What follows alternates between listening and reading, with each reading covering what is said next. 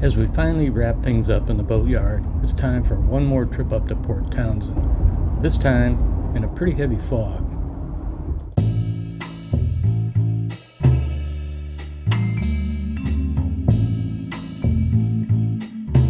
So there's one more coat of bottom paint to do,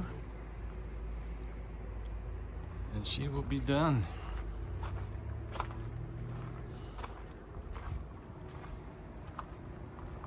Areas of the repair just flawlessly done. Can't tell. Awesome. So we're in the master cabin, and this is the forward wall of the cockpit. And you can see the old instrument one was there. Just pulled that one out. I'm going to put a dual USB charger out there in the cockpit, watertight. We've got the new Raymarine i60 instrument. This is the old wind speed. So we had power to the old instruments. We don't need power to Raymarine because we've got the C-Talk network. So I'm going to use now these guys. Power wires for the old instrumentation because they're not needed anymore. I'm going to be putting in this device. Snap it. Hard to do this one-handed. We have the old, or not the old, but the engine control box, the new Raymarine, the old wind speed, which probably a second Raymarine will go there eventually. The older nav, newer one is over there, Garmin behind the garbage bag there. So put painter's tape from the inside to catch all these scrapings from the old gasket. And we'll get this cleaned up. Once we're done, we're going to cover it up with a piece of 3/16 plastic. Common hole saw to cut the hole in the plastic. It cut actually quite nicely, very cleanly. I covered it up with duct tape to help avoid cracking, but it was not necessary. So this is going to go there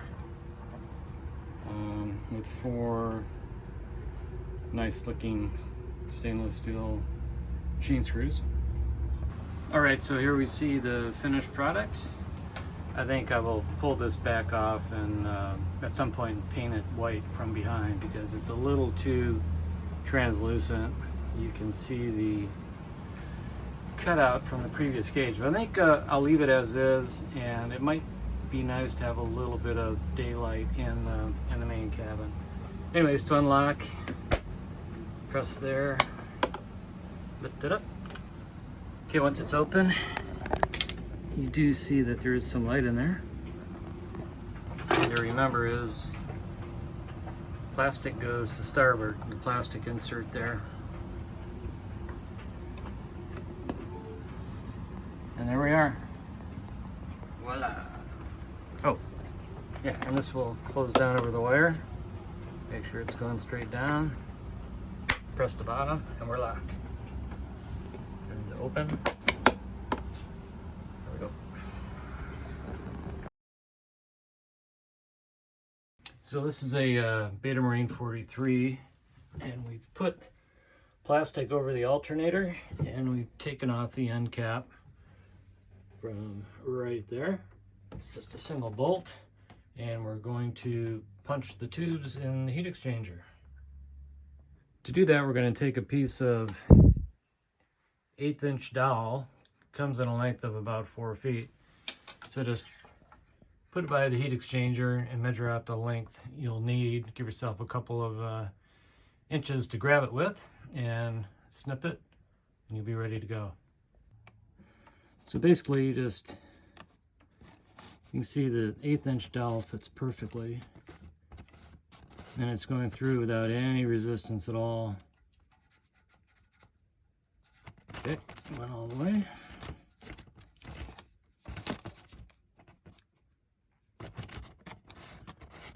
I'm just going to do random sampling here because I cleaned this heat exchanger not too long ago. Maybe you've seen that in the previous video. I just want to make sure it hasn't gotten crusty sitting here on the hard, but it's looking good so far. For my 43, about a 20-inch dowel works. Again, it's 1/8 inch. 1/8 inch is kind of hard to find. A lot of hardware stores don't go below 3/16, so look around. If you're in Port Townsend, Henry Hardware does have it. Back in the yard today to put the running rigging on. Covered with snow. So it is 19 degrees today in the boatyard. Pretty chilly. Kind of icy everywhere. But we are putting the running rigging back on the mast. Got the main and Jenny halyard on. Working on the staysail halyard now. But the fingers don't move too well.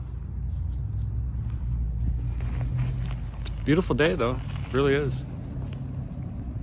See ya. All right, so we've got the main halyard. That's the blue one. Then general halyard. Got the staysail halyard. And we have the 2 burgee lines hanging.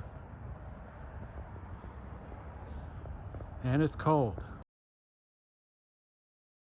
Are you able to run cabling and bilges and other tight spaces without cutting your hands up? I'm not.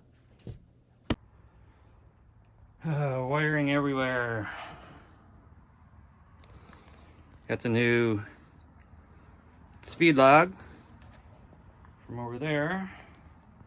That's that big tangle. And then the new wire, just you can kind of see it right there. Going back to that little hole. Then that little hole. Then up there. That'll be the windows prints. I haven't started on the VHF yet. All right, victory. We got instrument through the new hole up top via the fish string that was really difficult to blindly get down below.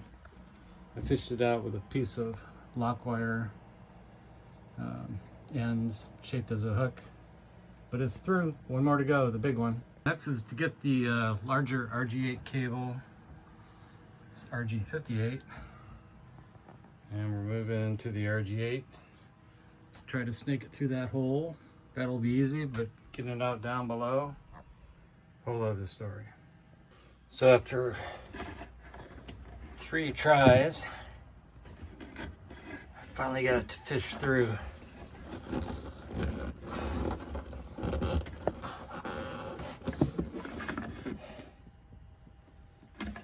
There it is. It's a tight fit. I have to go up and push it in a couple inches and come down here and pull it a couple. So we've got our VHF RG8 thick cable run down the compression post down to the bilge. Back up. Going right into the antenna switcher. And then at the instrument wiring come around this side. Put a new terminal strip in. And got some heat shrink where it goes through here. This is a bit of a sharp hole. Can't really file it out when there's wire in there, so kind of painted myself into a quarter. So got a little bit of pretty heavy loom in there to protect it as well. Should work.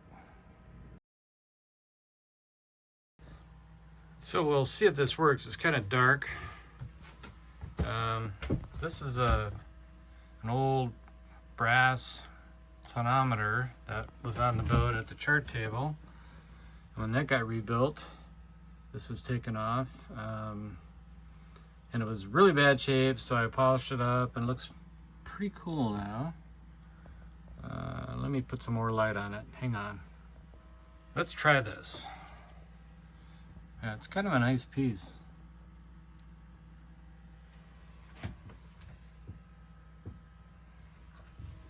So it looks pretty good there. So here's the spreaders with the 5200 curing up in the V-berth. Those are the smaller upper ones. The bigger ones are out in the truck doing the same thing.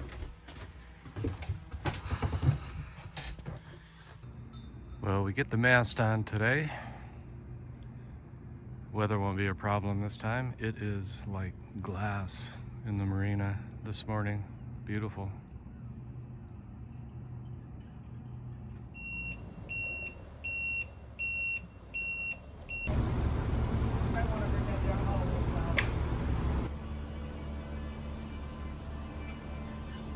Getting ready to take her up.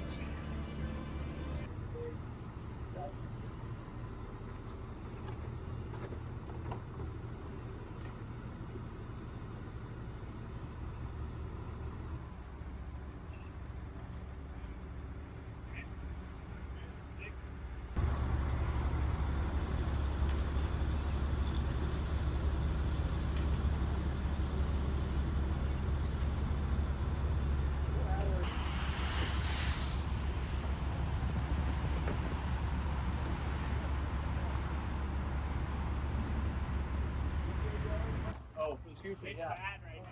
Yeah. That's not bad? No, that's not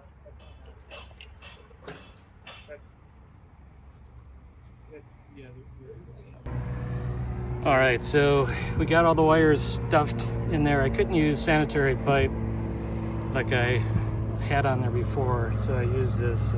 It's actually bilge pump hose. I don't think it's going to stand up to the sun, so I have to make a cloth cover for it, some sort of sun cover. But for now, it's good. So here's wires coming through the cabin top. Terminal blocks for instruments and spreader lights, mast, headlight, so on. Time to terminate.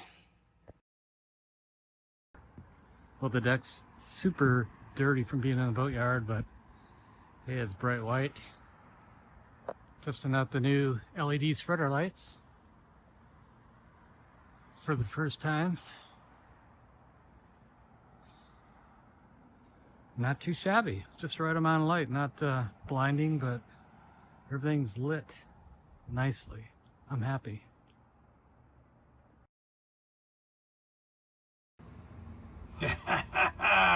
This is cool. 8.5 knots.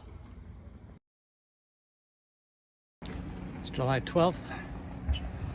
Crane should be by pretty soon because it's splash day. There goes Mama.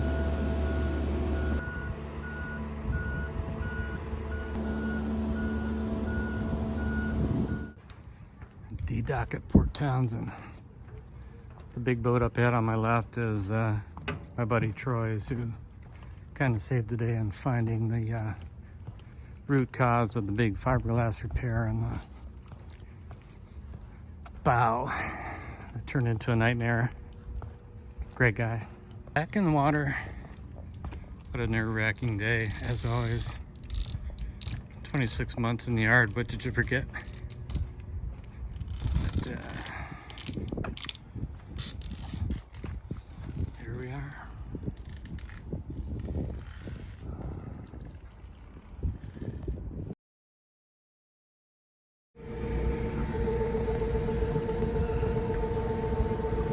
It's 7 a.m. and we're underway. For the first time in a long time.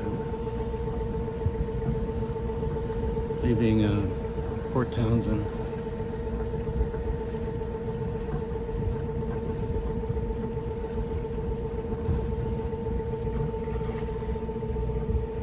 Beautiful day.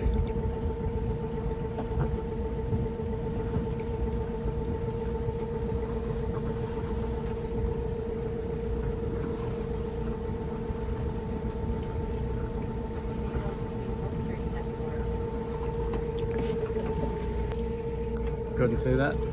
1351.0. Hobbs meter. Well, this is pretty much the only video we took on the way home. Look at the water. It was that calm the entire way because we had no wind. It was still great to be back on the boat and good to get her home.